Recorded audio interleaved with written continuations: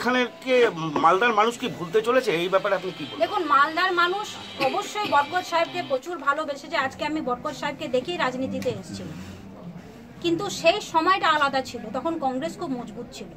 এখন এটা আমাদেরকে আমরা অস্বীকার করতে পারি না, এখন তৃণমূল খুব মজবুত হয়ে উঠেছে দিদির নেতৃত্বে।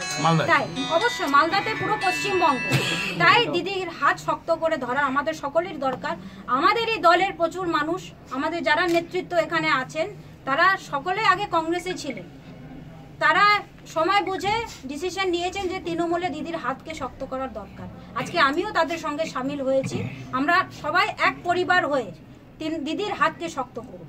এবং কালকে যেভাবে দিদি জয়েন করিয়েছেন, শুভেন্দুদা ছিলেন, তাদের নেতৃত্বে যেভাবে আমি কালকেও দিদির কাছে যেভাবে ভালোবাসা পেলাম, আজকেও যেভাবে রিসেপশন পেলাম আমাদের মালদার নেতৃত্বর কাছে, আমার মনে হচ্ছে যে আমি একটা পরিবারের মধ্যেই আছি। আমার খুব ভালো লাগছে এবং আমার বিশ্বাস আমরা সকলে মিলে ইউনাইটেডলি তৃণমূল দলকে আরো এগিয়ে নিয়ে যাব, আরো শক্তিশালী করব এবং বিজেপি কোনো জায়গা পাবে না। কালকে সভামঞ্চ থেকে কি বার্তা দিবেন আপনি? কালকে তো প্রথম বড় র্যালিতে, তৃণমূলের বড় র্যালিতে থাকবেন।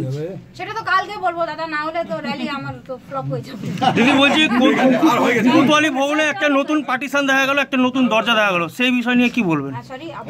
কোতোয়ালি ভবনে একটা পার্টিশন দেখা গেল এবং একটা নতুন দরজা দেখা গেল। দেখুন, এরকম কোনো ব্যাপার নেই। একটা দলের প্রত্যেকেরই নিজস্ব কনভিকশন আছে, বিলিফ আছে, কে কোন দল করবে, কোনটাতে বিশ্বাস করবে। আগে আমিও ভাবতাম যে কংগ্রেসই করা উচিত এবং 10 বছর ধরে আমি কংগ্রেসের সাংসদ ছিলাম, কিন্তু ধীরে ধীরে আমিও রিয়েলাইজ করেছি যে আস্তে আস্তে মানুষ কিন্তু তৃণমূলের দিকে ঝুঁকে গেছে, দিদির দিকে ঝুঁকে গেছে।